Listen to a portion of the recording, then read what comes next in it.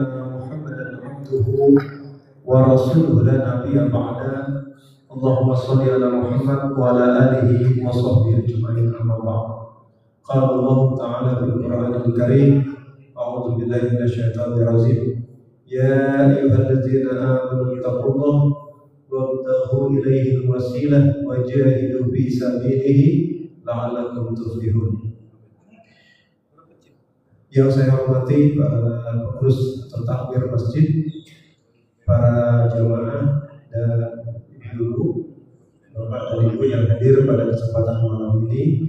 Alhamdulillah, kita bersyukur kepada Allah Subhanahu wa Ta'ala yang telah memberikan nikmat iman dan Islam, dan juga nikmat kesempatan kita duduk sejenak nukminu sa'ah. Istisbina nukminu sa'ah. Kita duduk sejenak dalam rangka untuk menambah atau meningkatkan iman kita. Bapak Ibu yang berbahagia, jadidu imanakum, perbaharuilah imanmu. Dengan apa kita memperbaharui iman? Bila ilaha illallah. Salah satunya dengan kalimat la ilaha illallah. Inilah kenapa kalimat la ilaha illallah harus dipelajari, harus diketahui, dan mudah-mudahan kita akan semakin mantap, semakin yakin dengan rukun Islam yang pertama ini, ya. Karena rukun Islam yang sangat menentukan. Bapak Ibu, tema kita kali ini adalah membahas tentang syurut kubulus syahadah. Nah, ini ada, kalau kitabnya mungkin ada, bisa dibuka nanti kitabnya nih, judulnya La ilaha illallah Muhammad Rasulullah, judulnya syarat syahadah. Ini terjemahan dari luar Timur Tengah bukunya, judulnya syurut syahadah. Pembahasan kita pada malam ini membahas tentang di antara syarat-syarat yang perlu kita ketahui, perlu kita pahami dari materi pelajaran kita tentang tauhid ini. Ya. Oh iya, nanti saya berikan ringkasannya. Mohon maaf, Pak. Jadi ada yang dilihat, ada yang didengar, ada yang diucapkan. Nah, ilmu akan menjadi sangat berhasil itu kalau kita sudah dengar, kita lihat, kita ucapkan, dan diamalkan. Jadi proses pembelajaran itu kalau sudah diamalkan itu tingkat belajarnya sudah luar biasa, 100%. Nah, kali ini kita akan mendiskusikan, mudah-mudahan mengucapkan dan mendiskusikannya itu capaiannya 90% pembelajaran kita. Jadi kita nanti bagi kesempatan bagi jemaah sekalian untuk berdiskusi tentang tema ini. Hadirin berbahagia, sebagaimana kita ketahui bahwa kalimat la ilaha illallah Muhammadar Rasulullah yang merupakan bagian dari kalimat tauhid ini adalah hal yang sangat mendasar dari kehidupan seorang muslim. Ya, dia menjadi asas dasar dari amal Islam itu. Dia menjadi intisari dari ajaran Islam itu. Bahkan dia merupakan pintu gerbang seseorang dinyatakan sebagai seorang muslim, yaitu berikrar syahadah, asyhadu an la ilaha illallah wa asyhadu anna Muhammadar Rasulullah. Ini saya fotokopi 50, cukup atau tidak? Belum bisa dilihat, ditampilkan? Masih error. Ya.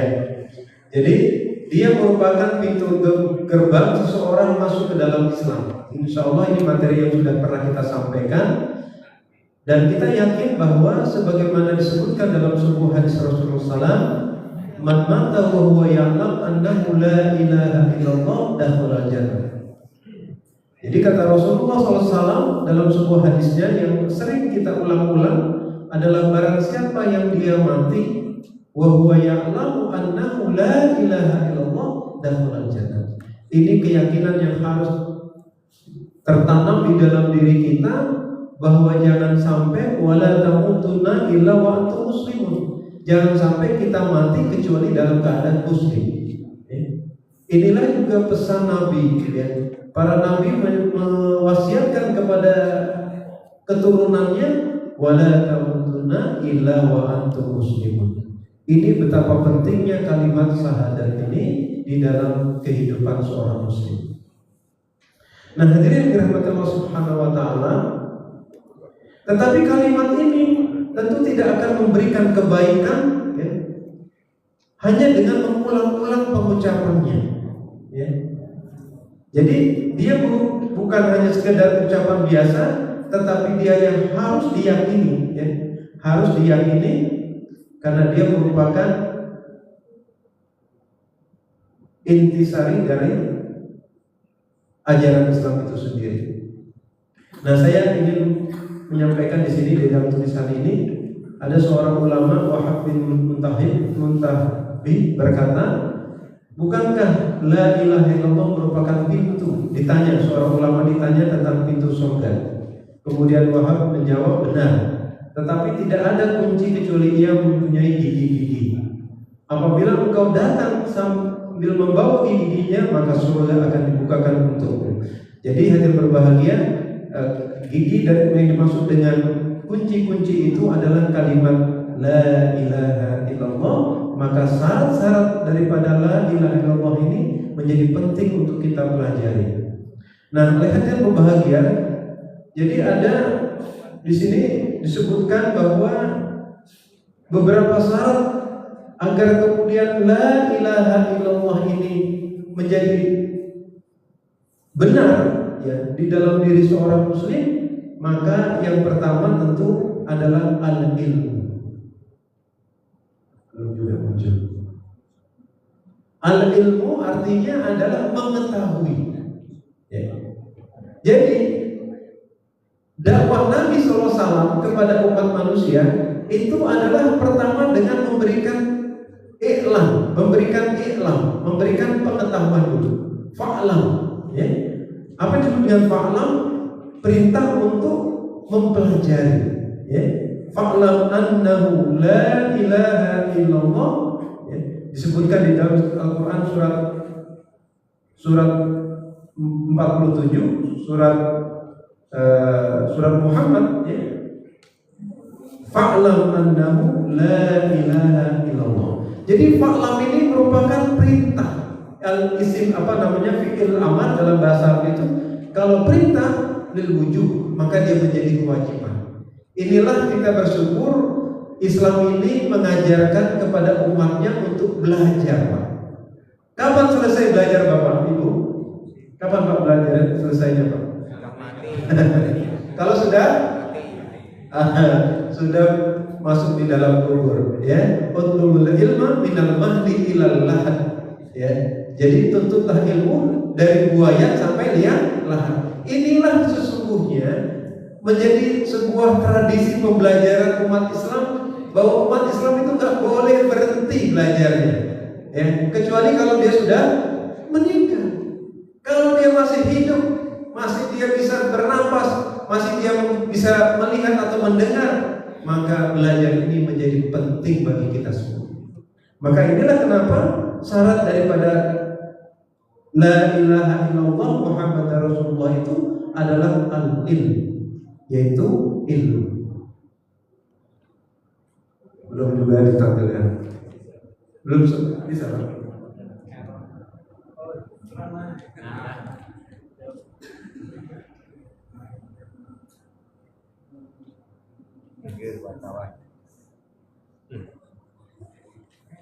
Terus Pak, sudah sampai masuk Pak.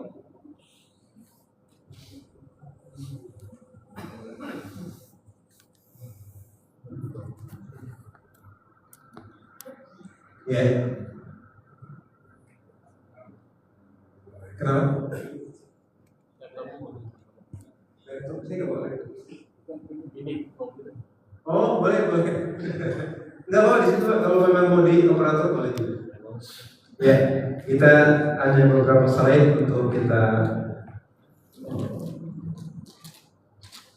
Iya, ya, boleh Pak kalau mau dibawa ke sini. Cukup kan? Baik Pak ya, kita sejenak untuk lihat tayangan. Mudah-mudahan kita lebih jelas lagi dengan adanya tayangan ini. Sengaja ini dengan laptopnya punya masjid. Ya, terima kasih. Nah, jadi ada beberapa syarat yang harus diketahui. Yang pertama, ilmu al-munafi lil jahl. Jadi ilmu sehingga menghilangkan kebodohan, ya, sehingga menafikan lil jahl, kebodohan. Jadi jangan sampai umat Islam itu tidak tahu tentang rukun Islam yang pertama, karena itu sangat mendasar.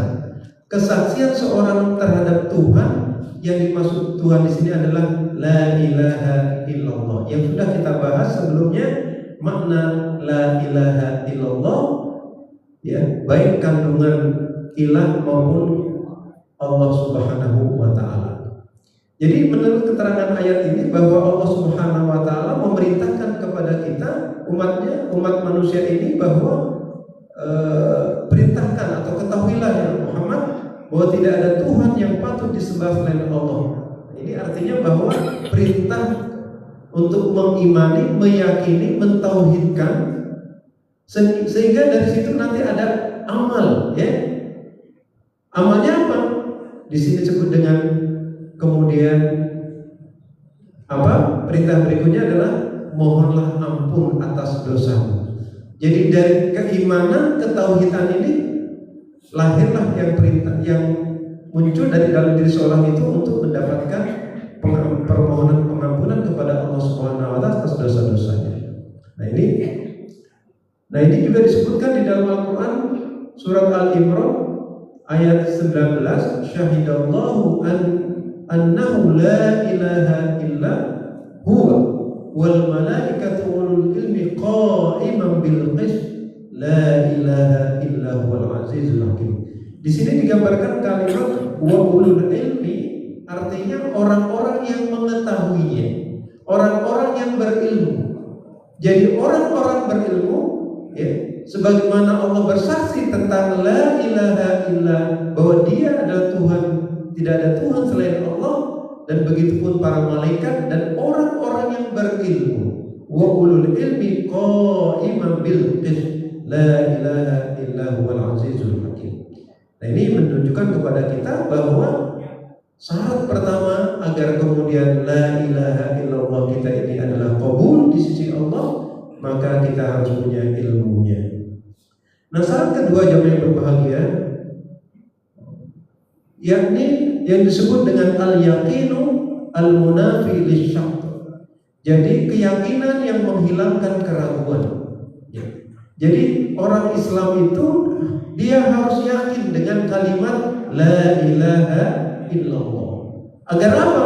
Agar kalimat ini menjadi pondasi di dalam dia mengamalkan sesuatu, karena dia yakin tidak ada rasa ragu-ragu di dalam kehidupannya. Inilah kemudian disebutkan di dalam surat Al-Hujurat, Allah Subhanahu wa taala berfirman, innamal mu'minuna allazina amanu billahi wa rasulih summa lam yartabu wajahadu fi amwalikum wa anfusihim fi sabilillah ulaika humus shadiqun. Jadi kata Allah Subhanahu wa taala, sesungguhnya orang-orang mukmin ini adalah orang-orang yang beriman kepada Allah dan Rasulnya, summa lam yartabu, dia tidak ada rasa ragu, dia tidak ada rasa ragu di dalam keyakinannya itu. Kemudian wajah itu bi amwalihim wa anfusihim. Ini bentuk amaliyah berikutnya. Nah, jadi berbahagia dirahmati Allah Subhanahu wa taala. Nah, dalam konteks inilah kemudian Rasulullah SAW menyebutkan dalam sebuah hadisnya, laisal iman bitamani. Iman itu bukanlah taman, itu angan-angan, ya. Tamanna itu artinya angan-angan. Kata Rasulullah SAW, laisal iman bitamani. Bukanlah dikatakan iman itu adalah angan-angan semata. Walau bitahalli, bukan juga hanya hiasan, walakin huwa, akan tetapi dia adalah waqarra fi qalbi, waqarra fil qalbi wa sadaqul amal. Dia adalah apa yang diyakini di dalam hati dan dibenarkan dengan amal. Jadi inilah kenapa orang-orang yang beriman itu meyakini benar bahwa ucapan kalimat la ilaha illallah Muhammadur Rasulullah harus berbuah dalam bentuk amal. Jadi dari ilmu, samratul ilmi menjadi amal, ya Pak ya. Jadi buahnya ilmu itu adalah amal. Ibarat kata orang, kalau pohon tidak ada buahnya, apa Pak? Tidak ada, mungkin tidak dirasakan manfaatnya. Jadi laisal iman bitamani. Jadi kalau ada orang yang mengatakan cukup saya percaya, tapi kemudian tidak diwujudkan dengan konsekuensi dari keyakinannya itu, maka dikatakan dia hanya sekedar tamanna, artinya hanya sekedar omongan-omongan biasa, hanya sekedar hiasan-hiasan ucapan belaka. Nah, inilah mengajarkan kepada kita bahwa iman itu harus melahirkan yang disebut dengan amal soleh. Illal ladzina amanu wa amilus soleh. Nah, orang-orang yang beriman, yang meyakini kalimat la ilaha illallah Muhammadur Rasulullah, dia yakin dengan kalimat la ilaha illallah Muhammadur Rasulullah, maka dia akan selalu menjadikan rujukan kepada Allah dan Rasulnya dalam kehidupannya. Inilah pentingnya kita memahami syurut qubul syahadah itu, syarat diterimanya syahadat itu. Yang pertama adalah al-ilmu, yang kedua adalah al-yakin. Dua poin ini masih ada 6 poin lagi. Tapi karena waktunya terbatas, kita buka forum diskusi, Pak. Lebih bisa menampung aspirasi. Nah, ini diskusi namanya. Diskusi itu bisa dikembangkan dalam banyak hal. Oleh karena itu, Bapak dan Ibu berbahagia, ini masih ada waktu kurang lebih 15 menit atau 20 menit. Ya.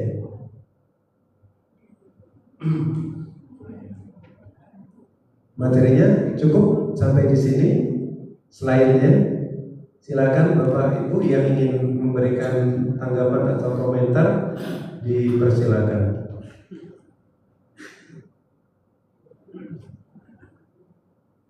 Ada Pak yang mau ditanggapi dari apa yang saya tulis dan apa yang ada di slide ini? Tema kita adalah syurut qubul syahadah. Bagaimana agar ya silakan Pak. Di dalam slide disebutkan Ali Imran 19. Di sini di bahan ini yang dibagi. Ali Imran 18. Berapa? 18 18. syahidah. Ya. Oh, salah ininya Pak ya. Ayatnya Pak. Kasih aja mana yang benar. Ya, baik. Apa itu? Terima kasih Pak. Kita cek surat Al-Qur'annya ayat. Mohon maaf, ini kita cek suratnya Ali Imran surat ketiga ayat Ali Imran ayat ke 18 atau 19. Baik. Ya, ini yang benar adalah 18 Pak. Nah, ini tolong dikoreksi nanti tulisannya, karena tadi sore baru buka-buka ternyata salah tulisan angkanya. Ini suratnya, ayatnya adalah ayat ke-18 yang menyebutkan bahwa betapa pentingnya syahadat itu. Allah saja itu bersaksi, syahidallahu annahu la ilaha illa huwa. Ternyata bukan hanya Allah, wa ulul ilm, dan orang-orang yang berilmu. Inilah yang mengajarkan kenapa umat Islam itu perlu punya tradisi menuntut ilmu. Agar apa? Agar amal itu tegak di atas landasan ilmu. Karena di dalam surat Bani Israil disebutkan wala ta'fu ma laisa laka bihi ilm. Wala ta'fu ma laysa laka bihi. Janganlah kamu melakukan satu perbuatan yang kamu tidak ada ilmu. Nah, di sini pentingnya ilmu di dalam segala persoalan hidup kita. Terima kasih Pak. Nanti kita perbaiki ini. Silakan bagi jamaah yang akan memberikan komentar atau tanggapan. Silakan Pak. Assalamualaikum warahmatullahi wabarakatuh. Assalamualaikum warahmatullahi wabarakatuh. Mohon penjelasan Ustaz. Syahadat ini kan berlaku untuk semua manusia saja. Pertanyaannya bagaimana kepada orang-orang yang tidak dakwah itu tidak sampai kepada orang tersebut. Karena di belahan dunia ini kan macam-macam Ustaz. Bagaimana pertanyaannya kepada orang yang dakwahnya sampai ke mereka. Jadi akhir sampai itu mungkin di lingkungan yang muslim. Itu pertanyaan. Baik, terima kasih. Islam ini harus disampaikan kepada seluruh manusia. Dalilnya adalah wa ma arsalna kafatan linnas, dan tidaklah kami mengutus engkau Muhammad melainkan untuk seluruh manusia. Berarti seluruh umat manusia setelah Rasulullah SAW dan seluruh umat manusia sampai akhir zaman dia harus masuk Islam. Persoalannya orang-orang yang tidak tersentuh dengan dakwah Islam ada mungkin di ujung-ujung belahan dunia yang sangat jauh, yang belum masuk Islam kepadanya. Dia hidup kemudian tidak mengenal Islam. Bagaimana hukumnya? Allah tidak akan mengazab suatu kaum sebelum Allah memberikan dakwah kepada mereka, mengutus Rasul dan mendakwah mereka. Jadi persoalannya adalah itu nanti akan ditanyakan, Pak. Kenapa dakwah belum sampai? Misalnya di sebuah negeri itu ada seorang ulama. Nanti ulama itu akan ditanya. Apakah risalahku, apakah ajaranku sudah tersampaikan kepada manusia? Dia akan ditanya oleh Allah Subhanahu wa taala.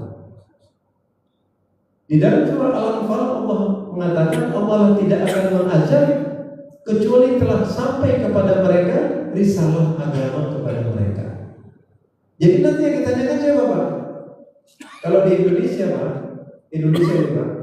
ulamanya, para ulama ditanyakan. Pertama tingkat pusat. Oh saya sudah sampaikan di tingkat provinsi. Ternyata ada di tingkat sebuah desa. Di desa itu ada ustaz atau ulama. Maka ulama dan ustaz itu akan ditanya oleh Allah. Kenapa belum sampai Islam pada mereka? Itu ditanya Pak. Itulah kenapa seorang di dalam Islam itu ada program bi'satud du'a ilal alam, penyebaran dakwah Islam atau penyebaran dai Islam ke seluruh wilayah. Untuk apa? Untuk memastikan jangan sampai ada orang yang tidak mendengarkan Nabi akhir zaman adalah Rasulullah Muhammad SAW, bahwa kitab hidup itu adalah Al-Quran, Tuhan mereka adalah Allah. Nah, kemudian itulah nanti yang menjadi pertanyaan. Kalau kemudian ada juga manusia yang belum sampai mendengarkan kalimat La ilaha illallah, itu kembali kepada urusannya kepada Allah Subhanahu wa taala. Apakah Allah dengan kasih sayangnya akan menyelamatkan atau mengazabnya? Wallahu alam, itu sudah diserahkan. Tapi prinsipnya bahwa Islam harus sampai kepada seluruh umat manusia. Seluruh umat manusia harus mendapatkan dakwah Islam. Berdasarkan keterangan Allah, tidaklah kami mengutus engkau Muhammad melainkan untuk seluruh umat manusia. Gitu Pak. Jadi kembali lagi, kalau ada orang yang belum mendapatkan hidayah Islam karena belum sampainya Islam ke tempat itu, maka nanti yang akan ditanyakan para duatnya, para orang alim di tempat itu, apakah mereka sudah menjalankan tugas mereka menyampaikan risalah yang agung. Begitu Pak, menurut pandangan dan keyakinan saya. Silakan Pak, masih ada? Kita silakan Pak Zulkifli. Yang saya akan tanyakan ini tugas pokok fungsi majelis ulama. Iya. Majelis Ulama kalau kita punya apa yang ditemukan pada malam hari ini adalah penekanannya pada dakwah. Iya. Tapi pada kenyataannya sekarang kita lihat apakah itu mungkin sudah ada pembagian-pembagiannya yang dibicarakan tidak semata-mata dakwah. Bahkan saya lihat itu lebih besar membicarakan masalah kenegaraan dan lain sebagainya. Dan ada kira-kira kecil. Termasuk kalau dulu apa sekarang masih sertifikat halal itu diurusi Majelis Ulama. Nah, Majelis Ulama ini kan hanya sampai tingkat pusat, tingkat provinsi, kabupaten ada, tidak saya kurang tahu. Terus itu kalau kita lihat umat ini kan tenekan paling banyak katakanlah di desa atau di kelurahan kan. Nah, kalau penekanannya ini merupakan tugas ustadz atau Dai. tugas dai, apakah ini ada evaluasinya? Dai ini satu persatu diberi wilayah, bidang tugasnya apa saja, dalam kurun waktu tertentu dia ini dimintakan pertanggungjawabannya. Jalan nggak nih dakwah ini? Dan bagaimana respon masyarakat? Itu saja Pak. Terima kasih Pak. Baik, terima kasih Pak. Majelis Ulama Indonesia di dalamnya terdiri ormas-ormas Islam. Ormas-ormas Islam, baik ormas yang muncul dari di awal sampai sekarang itu banyak Pak. Mulai dari Sarekat Islam, Perti, NU, Muhammadiyah, Matlul Anwar, Perti, Al-Wasliyah, Al-Irsyad, Matlul, dan seterusnya, Ikatan Dai Indonesia, Dewan Dakwah, dan seterusnya. Inilah yang kemudian di dalam struktur Majelis Ulama itu ada bidang-bidang Pak. Ada bidang-bidang. Di antara bidang-bidang itu ada bidang pengkajian, ada bidang dakwah, ada bidang macam-macam lah, banyak sekali. Nah, sesungguhnya para dai, para mubalik, para ustadz itulah yang nantinya akan bertanggung jawab Pak, terhadap sampai dan tidaknya dakwah ini kepada masyarakat. Jadi kalau di lingkungan di kelurahan itu ada nggak ustadz atau dai, maka mereka yang akan ditanya oleh Allah nanti, sudah sampaikah Islam itu kepada masyarakat itu? Kalau tidak ada yang tidak sampai, ya, ini nggak nyampainya kenapa nih Pak? Di kampung itu ada ustadz, dia sudah kemana-mana menyampaikan dakwah. Dia pastikan bahwa tidak ada orang yang tidak mendengarkan dakwahnya. Kalau seperti itu, berarti yang ditanyakan umatnya, kenapa mereka tidak masuk Islam? Nah, penyebab orang tidak masuk Islam banyak ya Pak ya, banyak sekali. Tapi yang jelas seorang dai akan ditanya oleh Allah tentang apa yang menjadi nikmat risalah yang sudah dia dapatkan itu. Apakah dia sudah sampaikan atau tidak? Jadi sekali lagi Bapak Haji berbahagia. Jadi dalam ini tentu secara detail saya tidak bisa menjawab tentang pekerjaan tupoksi dari Majelis Ulama Indonesia, tapi saya adalah salah satu ormas yang ada di dalam Majelis Ulama Indonesia, yaitu Ikatan Dai Indonesia. Mungkin gitu Pak ya. Monggo Pak Hadi silakan.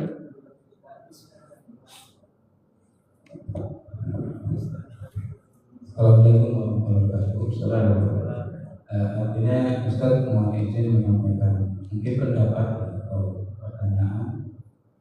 Sebetulnya kalau ini kan namanya diskusi ya, artinya kalau menganggap dai itu adalah penjauh, sebetulnya kalau menurut para ulama yang biasa menyampaikan kepada kami, sesungguhnya orang Islam itu semuanya adalah dai.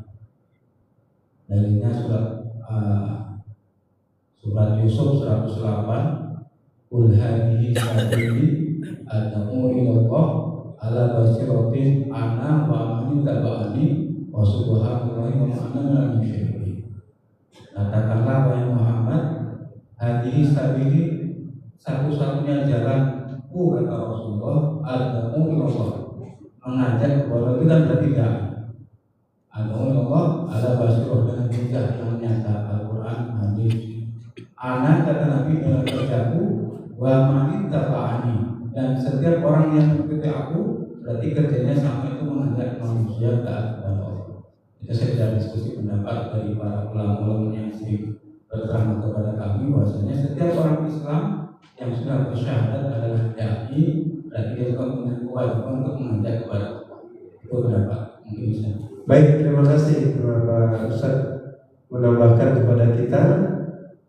Mudah-mudahan ini bisa kita ambil pelajarannya bahwa setiap kita yang sudah sampai kepadanya risalah adalah dai, artinya penyeru. Berdasarkan surat yang disampaikan, qul hadzihi sabili ad'u ila Allah ala basiratin ana wa man ittaba'ani, dan seterusnya. Ini bahwa setiap orang itu adalah dai. Nah, tentu sesuai dengan kapasitasnya. Balighu ani walau ayat. Hadisnya, sampaikanlah dariku walau satu ayat. Jadi kalau kemudian kita Bapak Ibu punya satu ayat Quran dan kita pahami ayat itu dan kita sampaikan kepada orang lain, maka kita sudah berperan sebagai seorang muballigh, sebagai seorang dai. Karena kita menyampaikan baligh ma unzila ilaika dalam Al-Quran, sampaikan apa-apa yang telah kuturunkan kepada engkau ya Muhammad. Artinya bahwa setiap kita ketika kita menyampaikan apa yang kita ketahui, maka sesungguhnya kita sudah menjalankan fungsi sebagai seorang muballigh atau penyampai, atau dai sebagai seorang penyeru. Kira-kira begitu pemahamannya. Mudah-mudahan ini bisa kita tangkap bahwa sebenarnya setiap kita bisa menjadi seorang dai atau menjadi seorang muballigh sesuai dengan kapasitas kita. Mungkin dai kita tidak sebagaimana dai yang mungkin memiliki seperangkat pengetahuan yang mendalam. Misalnya dia tahu usul fikih, dia tahu usulul hadis, dia tahu tafsir Quran. Nah, tentu tidak seperti itu yang dimaksud. Itu mungkin orang yang memiliki kapasitas. Ya, tetapi setiap kita adalah dai. Menjadi penting kita pahami kalau sampai kepada kita satu ayat, kata Rasulullah, balighu ani walau ayat, sampaikan olehmu walau hanya satu ayat. Mungkin gitu Pak, menanggapi pertanyaan Pak Zulkifli tadi. Nah, jadi tupoksinya saya tidak tahu secara detail ya, tapi kira-kira ada komisi-komisi yang menjalankan tugas itu. Di antaranya adalah komisi dakwah. Begitu Pak. Baik, yang lain mungkin ada yang memberikan tanggapan, masih ada waktu. Ibu-ibu boleh? Ada ibu Pak, silakan Pak.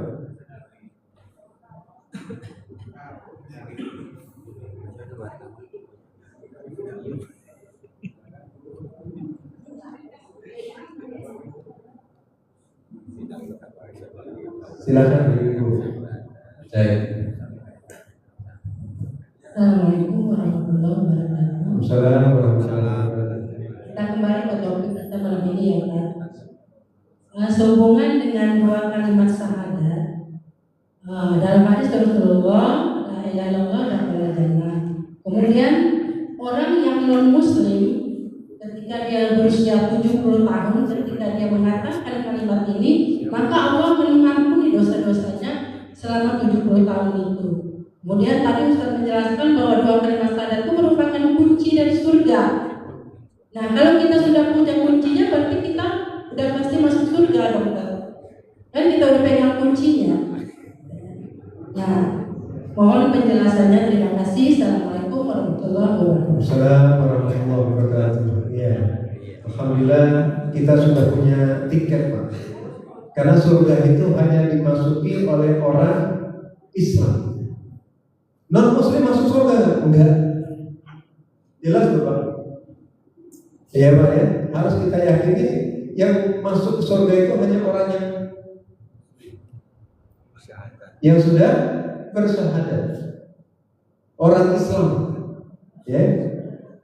Walaupun nanti kemudian keislaman kita itu bertingkat-tingkat. Ada orang yang sekedar cukup dia hanya mengikrarkan, setelah itu dia tidak melanjutkan dengan bentuk ketaatan yang lain, maka dia belum menjadi orang yang beriman. Kira-kira begitu. Nah, bagaimana orang-orang yang non-muslim, dia kemudian masuk Islam setelah dia sadar sampai kepadanya dakwah dan kemudian dia masuk Islam, maka dipastikan Allah akan mengampuni kesalahan-kesalahannya karena dia tidak sampainya dakwah Islam kepadanya, dan setelah dia sadar dia bisa menerima Islam dan dia masuk Islam, maka begitulah kasih sayang Allah Subhanahu wa taala terhadap hambanya yang kembali kepada Allah Subhanahu wa taala.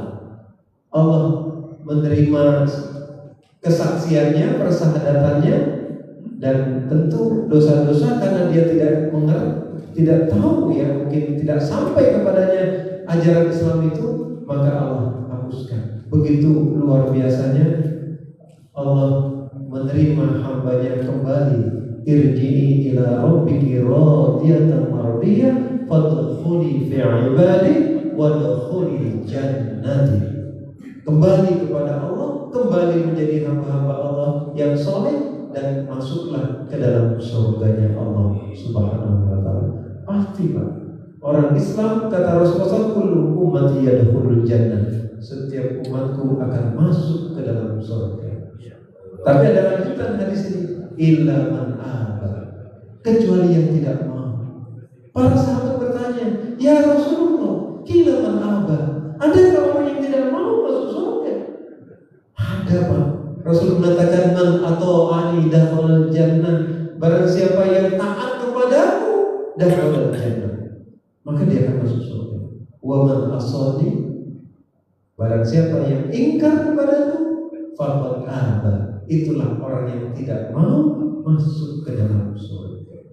Insya Allah kita semua mudah-mudahan menjadi hamba-hamba Allah yang akan mendapatkan peluang mendapatkan surganya Allah Subhanahu wa ta'ala. Masya Allah. Duduknya sejenak kita ini, Pak, ini luar biasa pahalanya. Duduknya kita di tempat ini, di tempat yang mulia, dalam rangka intizar, menunggu waktunya sholat, kita isi dengan telaah belajar, maka ini salah satu amalan yang sangat dianjurkan. Lebih khusus pada hari 10 hari di bulan Zulhijjah, kita disuruh untuk memperbanyak kebaikan-kebaikan amal soleh. Di antaranya adalah pada malam ini kita belajar. Begitu ya, Bu, ya. Jadi insya Allah, Bu, mudah-mudahan Allah memberikan, ya, semakin banyak orang yang kembali kepada Allah.